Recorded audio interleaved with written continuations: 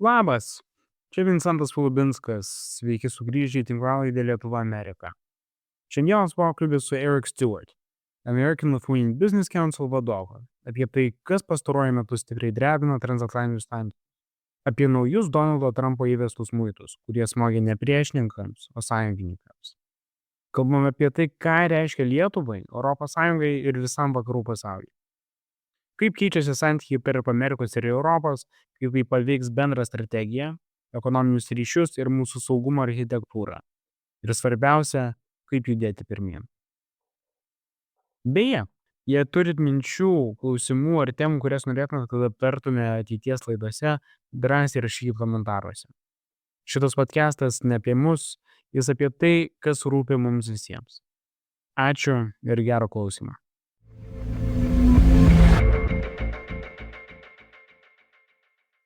Maybe, first of all, you can say a few words, because everybody, of course, knows you, but, we have young generation listening.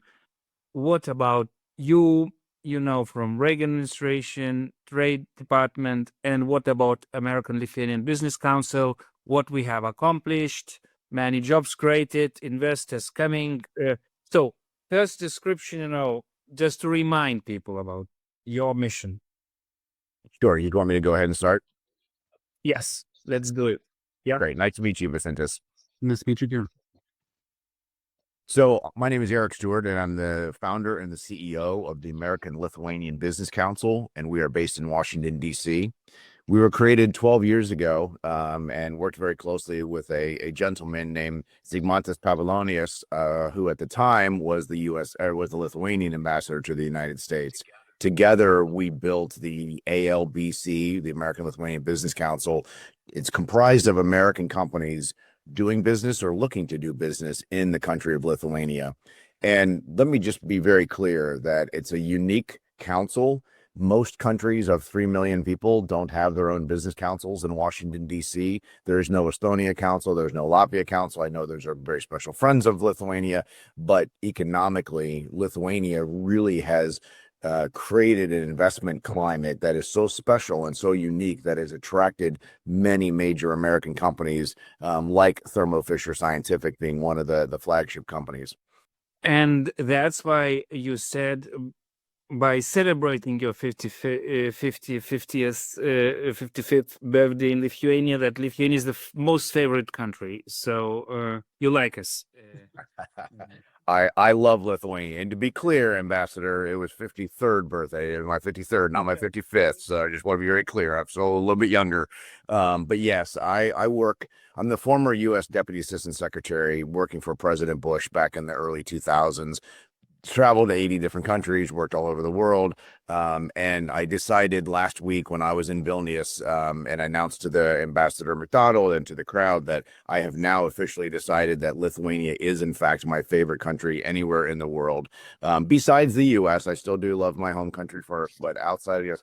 And to be very clear, I have no personal genetic ties. I am not Lithuanian American. I don't have any descent. I'm actually more Polish Romanian, I believe, but I have decided. So now I'm probably in a lot of trouble because now, the other countries are going to listen that I've selected Lithuania.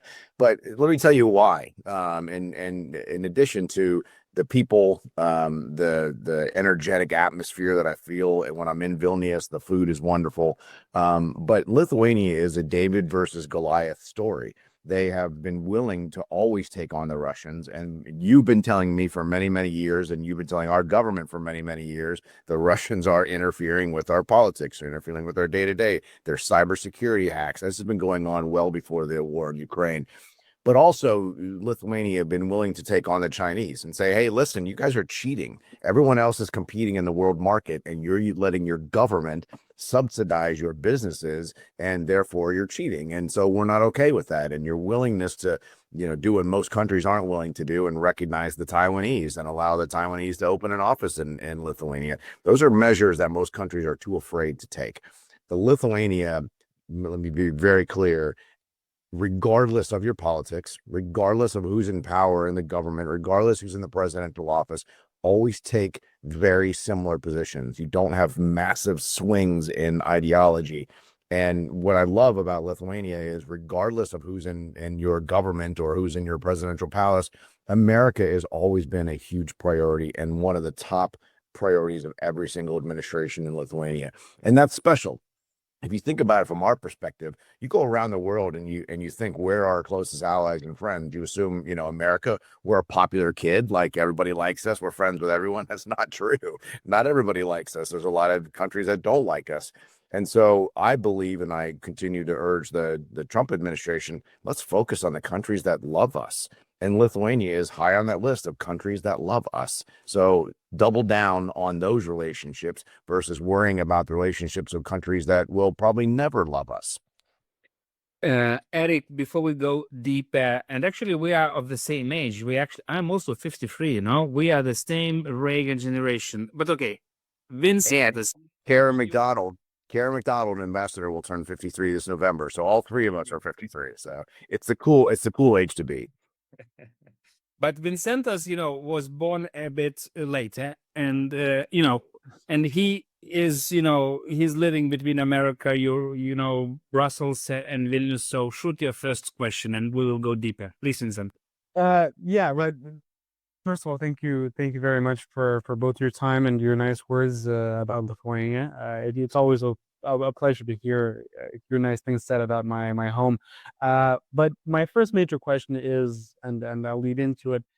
Essentially, you're absolutely right. We do love America, and we do love American values. And the reason we love America so much is because we, in a sense, aspire to be America. We aspire to espouse the values of America, and we really do try and do that, to try and embody what it means to live free, to live in a democracy, to really give our people the means to pursue happiness, right, as it says in your Constitution, and that is something that we truly do love and aspire to have.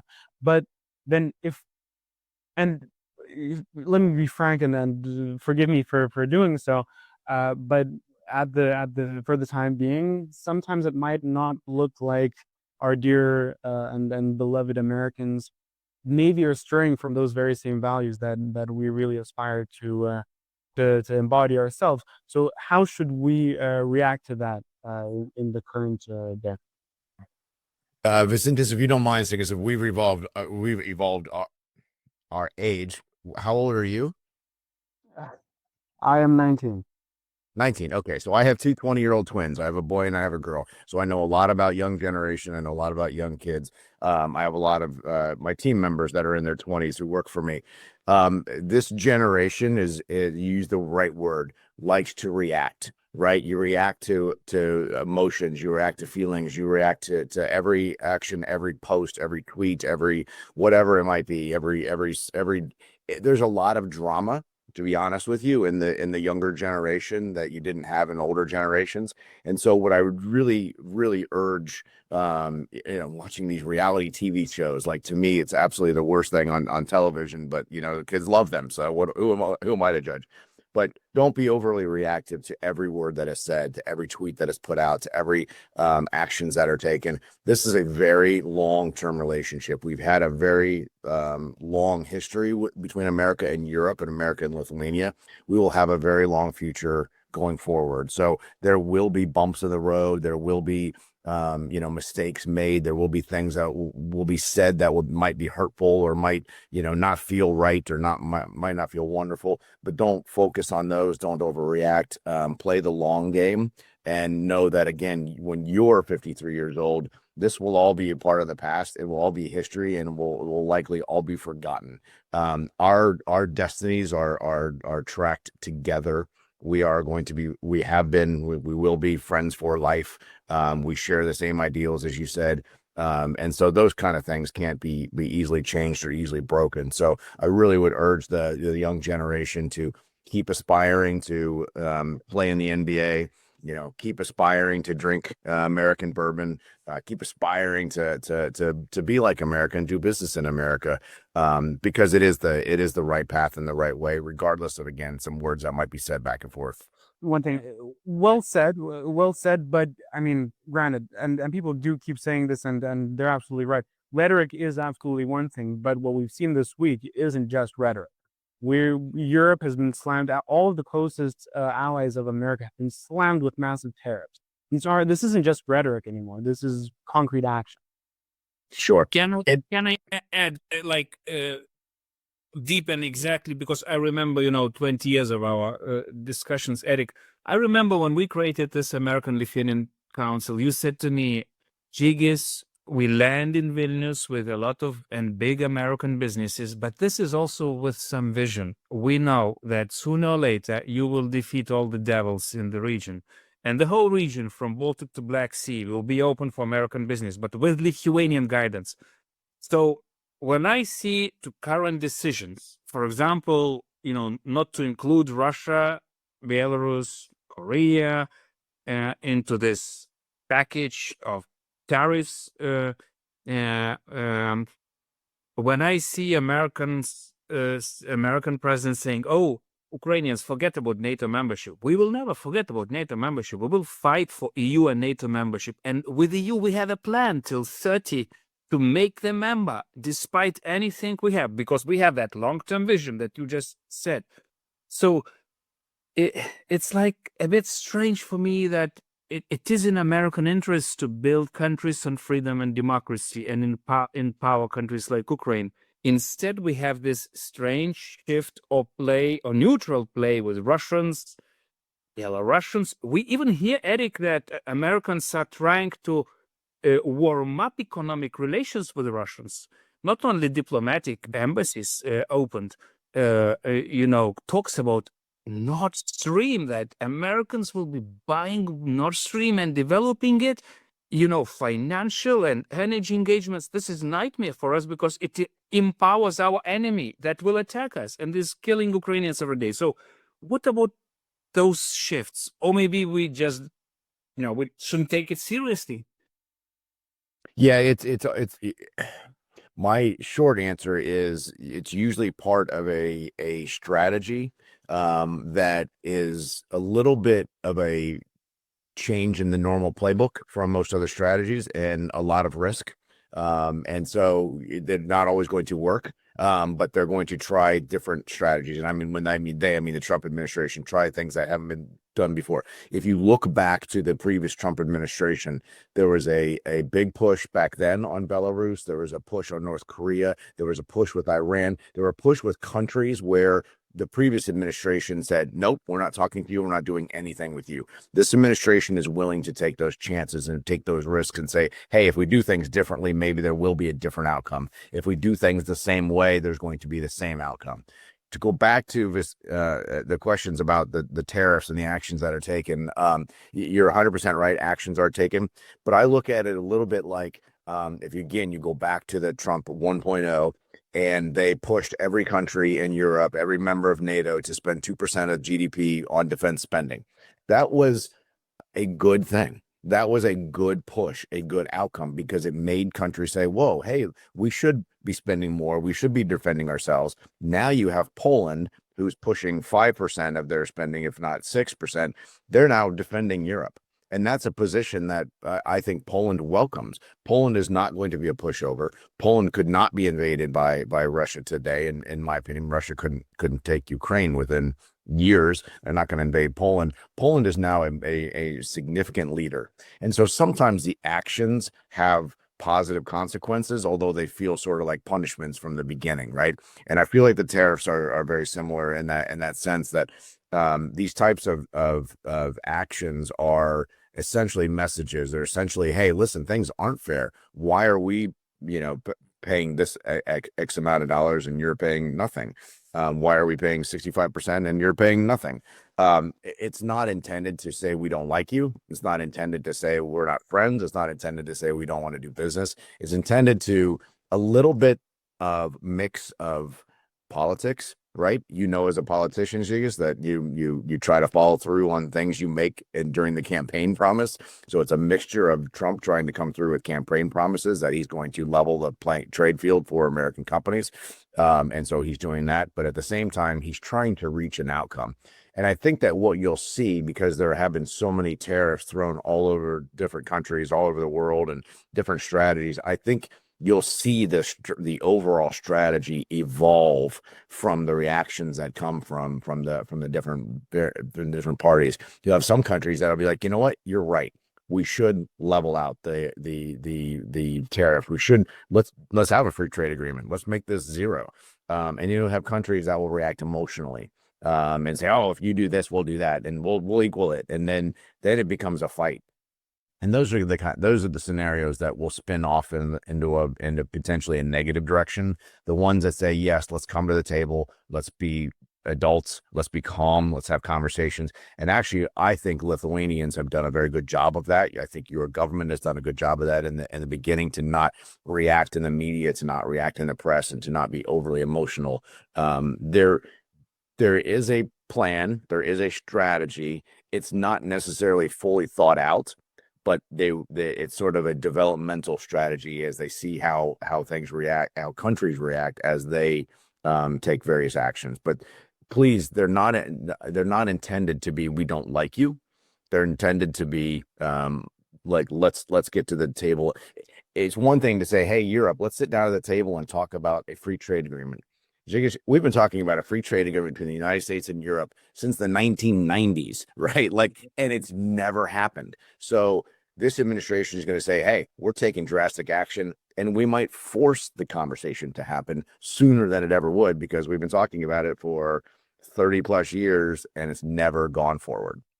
Well, okay. If Vincentas, you have a question, tell. Just, as a follow-up, the problem is, Eric, we are a very pro-American nation, and that's why our reaction is a bit, we do not over-dramatize it, but we have many other Europeans who take it very deeply.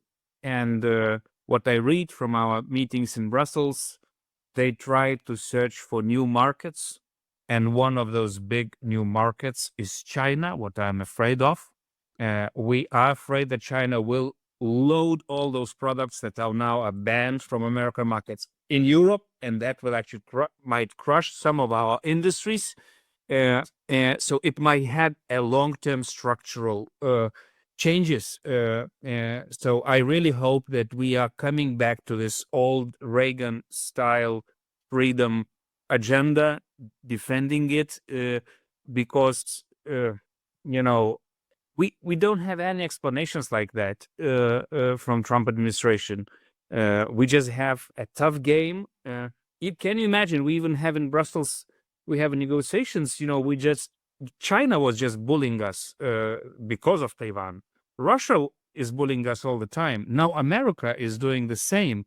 People say we have that instrument against those bullies in Brussels. So should we use it against America? It's, of course, we say no. We have to take it calm. But the effect might be long term of those actions, because business reacts like that. Vincentas, please. Yeah, I mean, what I like to add is that, looking at on the grander scale of things, America doesn't get to be the patriarch and said use aggressive strategies when it comes to dealing with Europe and tariffs, but also at the same time want Europe to be equal in a sense, stand on its own 2 feet. You either get to be the big daddy, so to say, lay down the rule of the law of the land, but at the same time you have to fill out your part of the deal and be the defenders of Europe, or you have to look at us as genuine partners, as partners of equal worth, and play by the same rules. And if we play by the same rules, it means that we get to put tariffs on you guys as well, and it's not good for either side. Yeah, and that's why I, again, would urge and continue to urge the Lithuanian politicians, to urge the Brussels politicians to please don't hash this out, in the public. Don't hash this out in the press. Hash this out in a conference room, with USTR talking to DG Trade.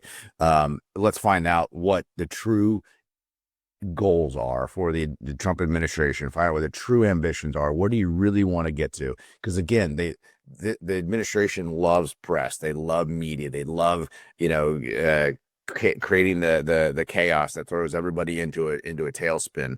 Don't fly into a tailspin.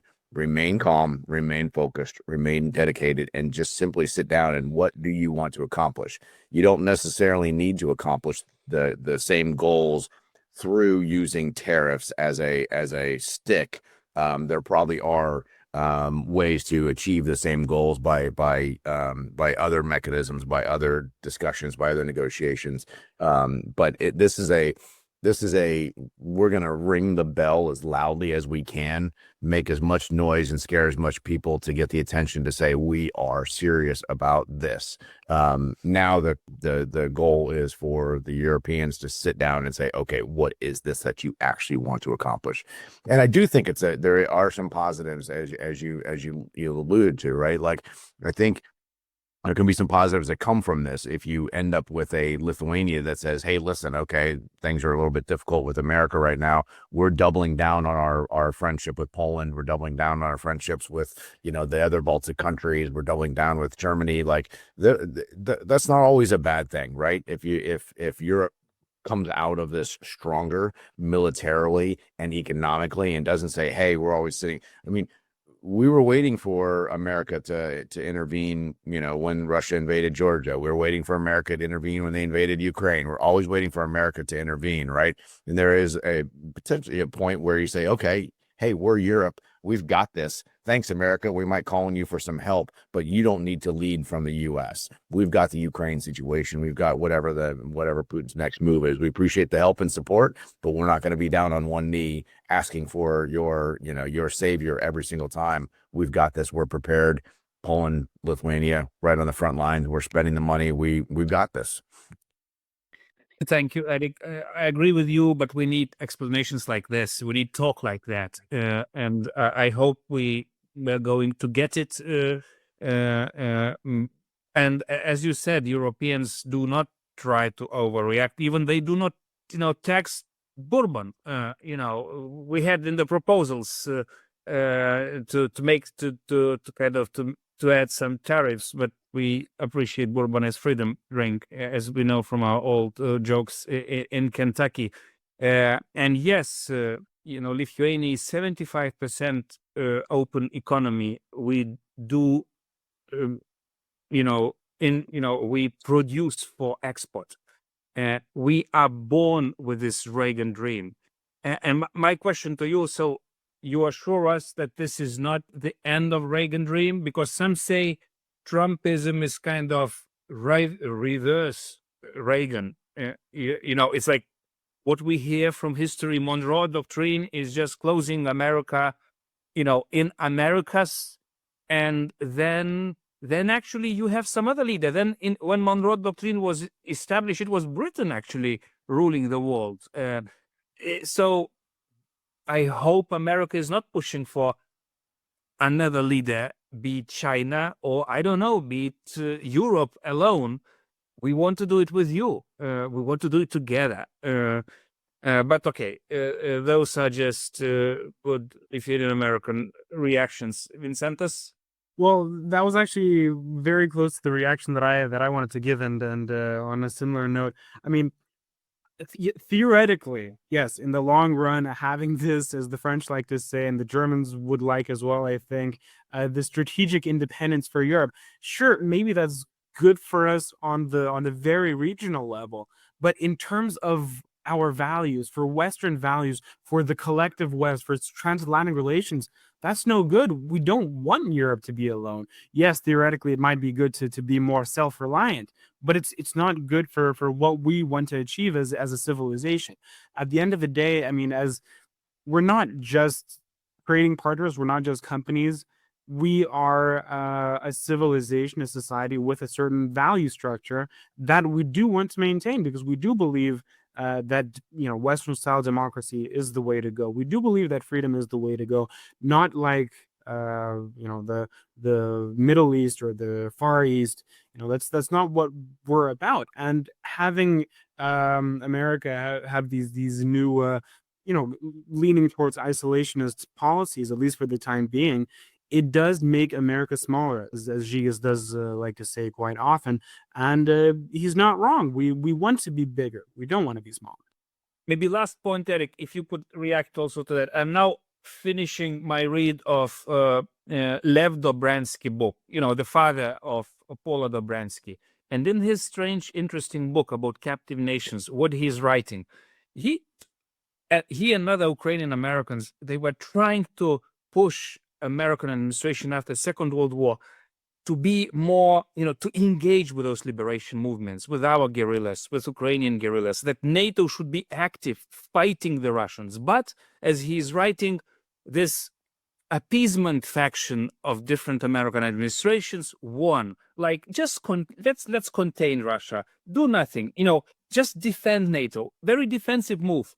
But he's writing, if we would be able to win, maybe this drama of 50 years wouldn't never happen. And only Reagan took that agenda seriously. Only Reagan started to fight. So sometimes Americans do not understand, because you are a very powerful nation, how powerful are your words and policies. Because when Europeans and our enemies start feeling that America is withdrawing from Europe, they are immediately getting in. They are occupying countries. They're taking back signals, like Russians took bad interpretation of American withdrawal from Afghanistan. They attacked Ukraine. So now when Russians and Chinese or Belarusians hear this kind of policy, what I'm afraid of, they might start attacking us in a very, with a very stupid, strange interpretation of things, but this is what's happening. Americans out, Russians and Chinese in. Yeah, it is an interesting transformation within our politics. What we've actually seen now is the Republicans are actually the blue collar working class citizens now, and Americans, and the Democrats are more the white collar college educated. So our parties have really inverted in a sense, and so now you have Trump, who's representing a Republican Party that looks very different than the Republican Party I worked for under President Bush, the 43.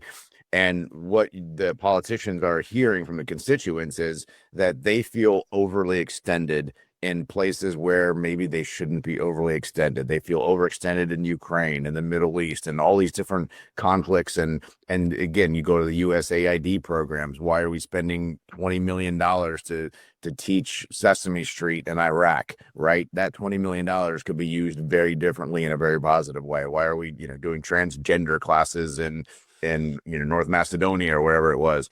And so there's the feeling that the U.S. is overly extended in many, many areas, and that we want to right size that. He wants to right size the size of the U.S. government, right? And that's why the 14,000 federal workers have been laid off. He's trying to take bold and drastic actions that have never been taken before, that most people would never have the courage or the guts to do it, whether you believe it is right or wrong. And I don't necessarily see it as a isolationism as much as it is we feel overly extended in so many areas and so many different directions that we need to pull that back a little bit. We need to right size it, because it just keeps going and more and more and more. We're doing more for others than we are for ourselves.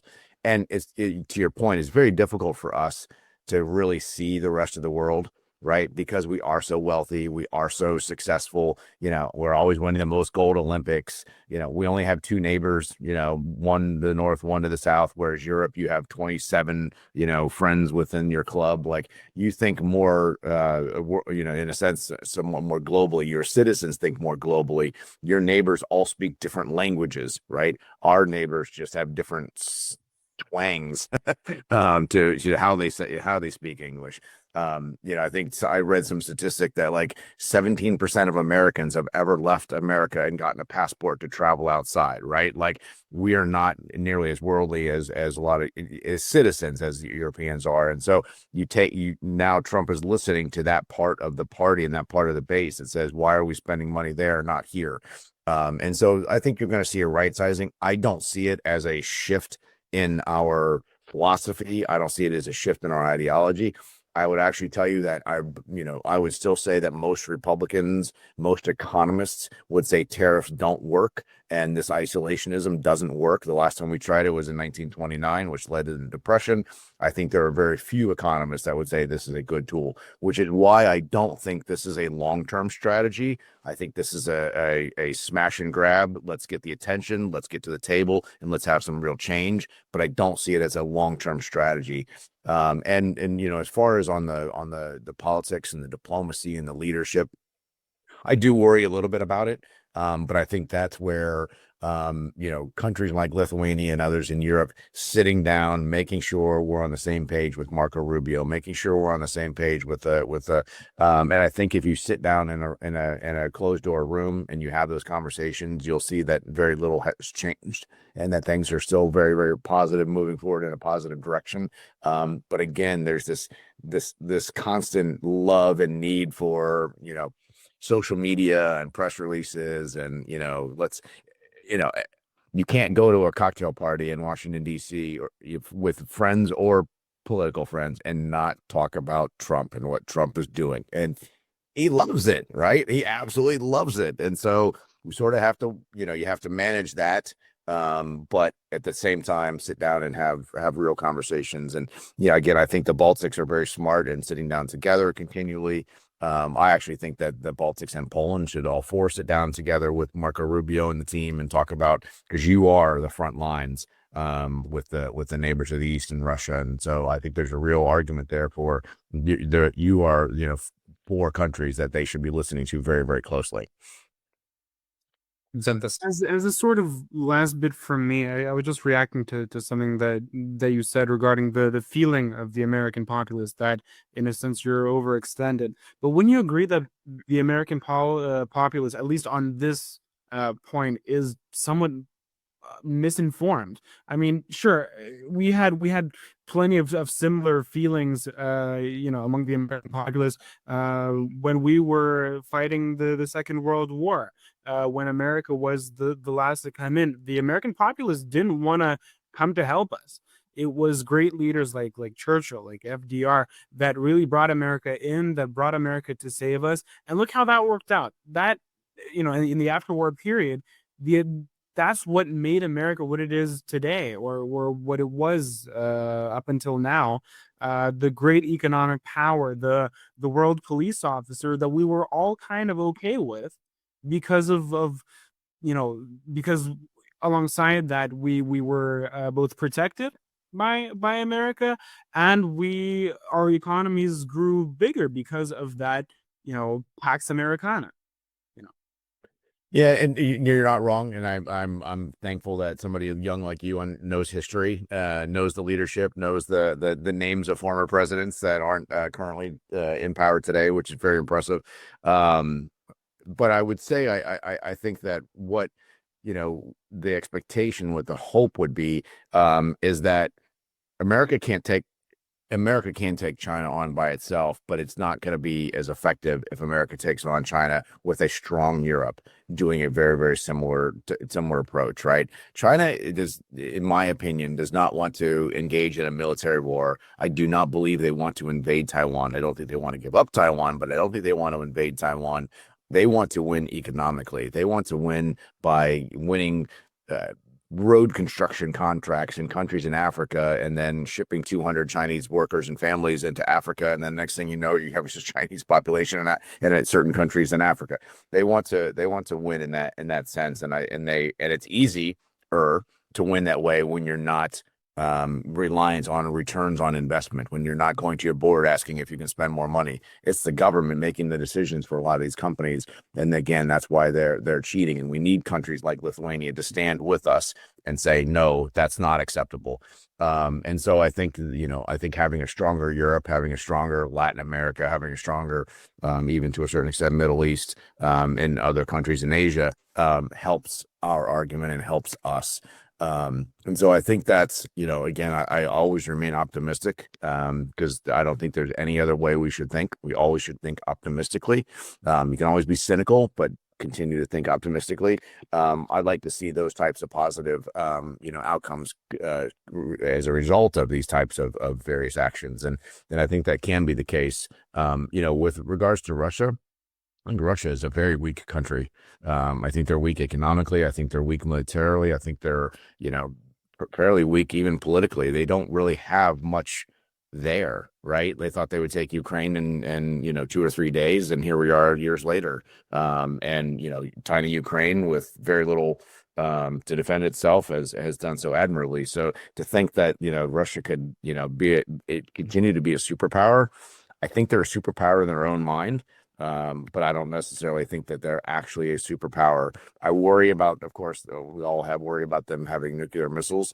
But as far as their military and as far as their army, as far as their economy, they are, I think, a very, very weak country. That strategy and that negotiation is again, I think, very unique from the administration. I'm hopeful and optimistic that they will get it right, but again, I think they're trying to do it in a way that's not been done in the past. Thank you, and Eric, and also last words from me. You're absolutely right. And first of all, thank you for everything you do to strengthen that link. When we started with you, this American-Lithuanian Business Council, nobody believed that actually America might be so big in this little Lithuania. Americans are biggest job creators to compare with all other direct investors in Lithuania.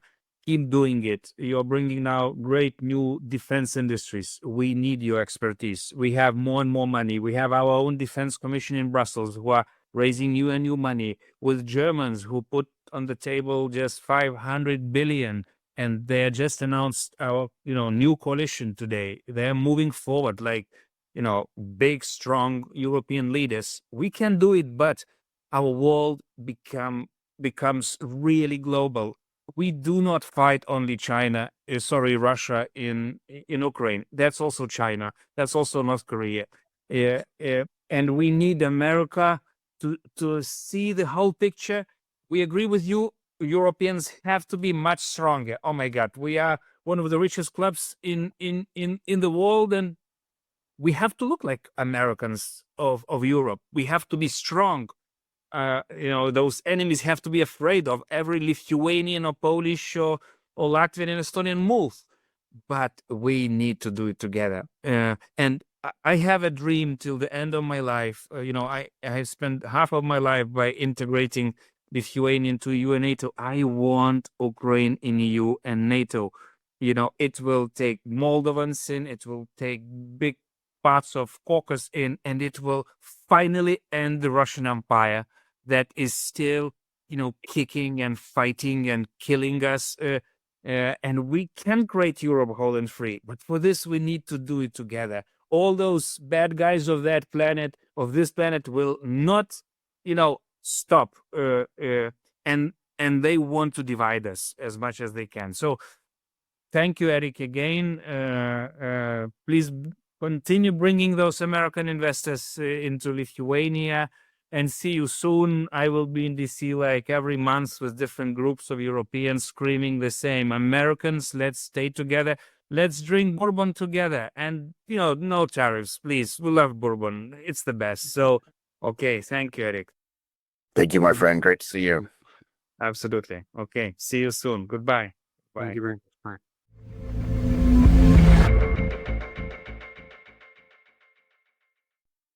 Na, Eriko pozicija aiški.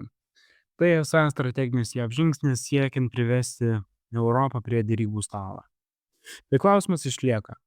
Ar tikrai taip turėtų atrodyti bendradarbiavimas ir bendravimas tarp sąjungininkų? Ar spaudimas ir ekonominiai smūgiai yra tai, kuo grindžiamas 21 amžiaus transatlantinis bendradarbiavimas? Jeigu tai strategija, mums reikia atsakymą. Ne emocinio, o valstybiškai apgalvota. Kaip Lietuva, kaip Europa, turime žinoti, ką darom toliau. Šis pokalbis parodė, kad net ir tarp partnerių atsiranda atotrūkio, kai vieni kalba apie sąjungą, o kiti apie spaudimą. Ir būtent dėl to tokie pokalbiai reikalingi, kad nesusikalbėjimas netaptų tylėjimu. Ačiū, kad buvot su mumis, o jeigu turit savo nuomonę, parašykite ją būtinai komentaruose. Kuo daugiau girdim jūs, tuo daugiau galime pasakyti mes. Iki sekančio.